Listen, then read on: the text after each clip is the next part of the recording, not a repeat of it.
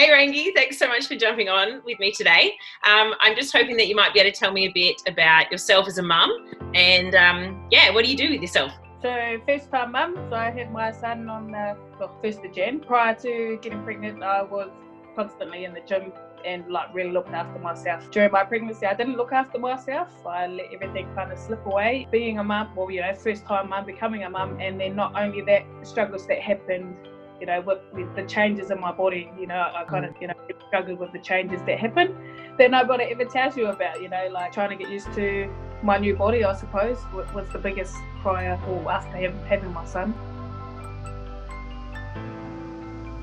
Tell me a bit about the place that you were in when we first had our first phone call.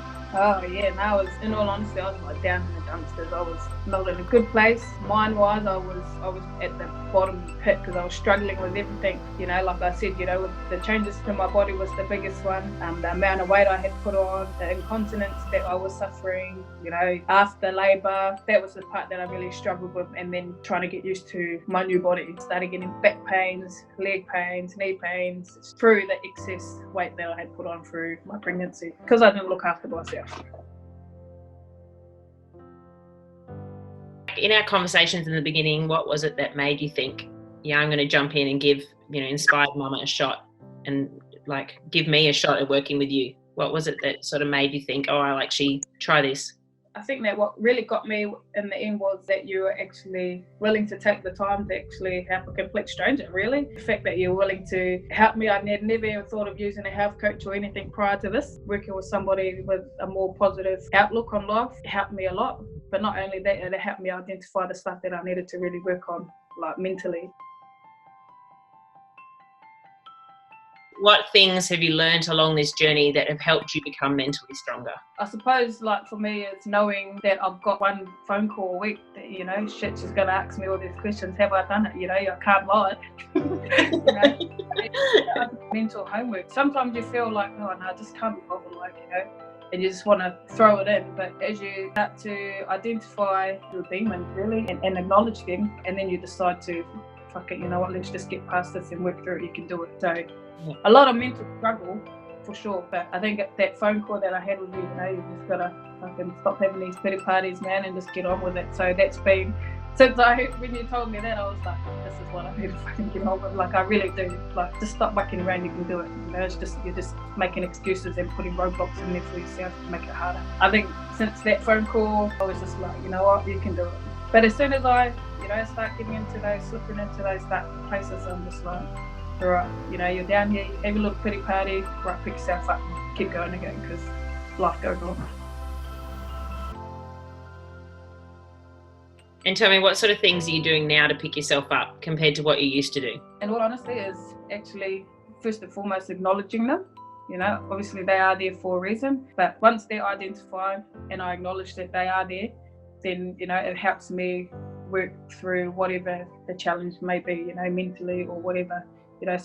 So taking time out for myself or, going for a walk to just kind of get away from everything really helped me to, right, let's just take a minute, sit back, we'll identify it, work through it, and then we'll just keep going. And you've done a lot of work around listening to your internal dialogue and the things that you're saying to yourself. And,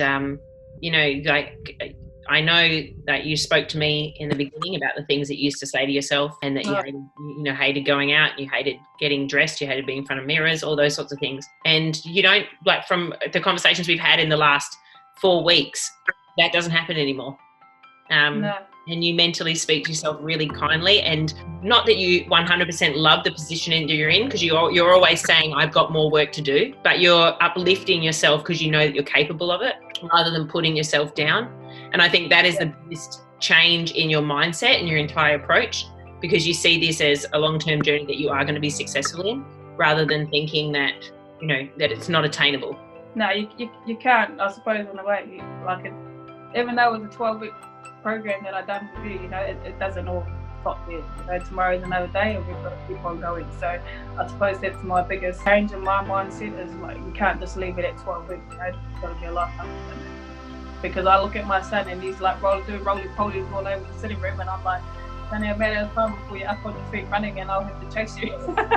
So for me, it's just, trying to get to a place where I can keep up with him, create memories with him, and that sort of thing. So he's my biggest drive for all of this. Yeah.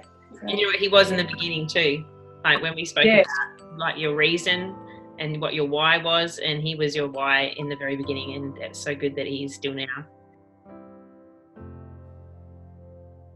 Tell us what you're doing like on a weekly basis and where you were and where you are now, fitness wise. Yeah, sweet. So like when I first started, I just, I knew I needed to go to the gym, but again, I was struggling with actually moving my body. So, a lot of I had ended up with sore wrists, like, as you know, and I really struggled with that, not being able to do a lot of basic tasks, not having the use of my wrists. So it was pretty much in the brace. But I think towards the end there, I was just like, just do what you got to do. And it kind of, with me pushing through some of the pain, even though a lot of people wouldn't do it, it helped me recover a lot faster. So, but that was just me. But prior, I was doing absolutely nothing. I was just like longing to go to the gym, but not wanting to go to the gym because I was too embarrassed about how far I had let myself go. As in comparison to now, I'm in the gym probably 4 or 5 times a week. I feel a lot calmer, I suppose, because I have that time to kind of work on myself, and that's what I'm trying to get back to, And I'm glad to be back in that mindset of things, like being back in the gym is where I want to be. So I think that's made it a lot easier. And my workouts are a lot more intense from when I first started. Like simple things like walking and running were like, man, this is hard, but now, a lot easier. It's going to take time, but we're getting there. So tell me, how much weight have you lost now, and what have you learned about weight loss on this journey? Oh, my life. And it doesn't come off like you want it to.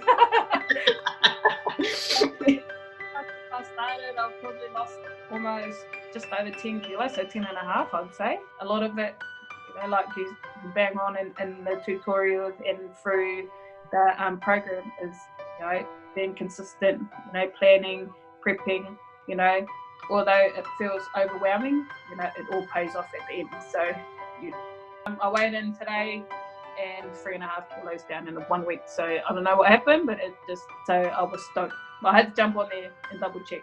I was a bit wrong. But yeah. So that, I think my biggest learning is, it may not happen on the scales, but it doesn't mean that it's not happening.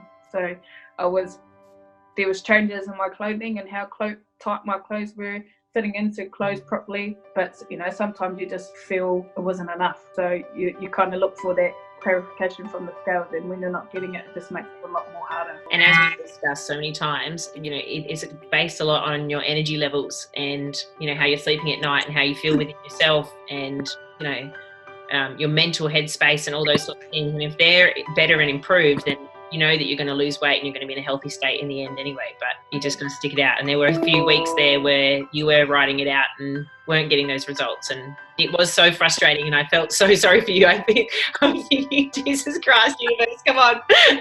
She's working her butt off. But then it's come through now, so maybe it's because you've been in a really good mental space and you haven't been as stressed in the last couple of weeks. So I think stress plays a massive role on weight loss, and you've been in a really good mental space the last month, which is great. Yeah, I think, we put so much pressure on us to get those numbers down, to see a decrease in the numbers on the scale. We put so much pressure on ourselves that we don't realise that, that's just extra stress that we're putting on ourselves. And then I suppose in a way, our bodies just tend to hold whatever we've got. Yeah. Being in a good headspace is helping. Yeah, and you are in a very good headspace, which I'm so happy about. So are you able to tell me any final thoughts about the Inspired Mama program, and like what advice would you give to other mums thinking about joining, or what's your opinions on that? Oh, look, do it.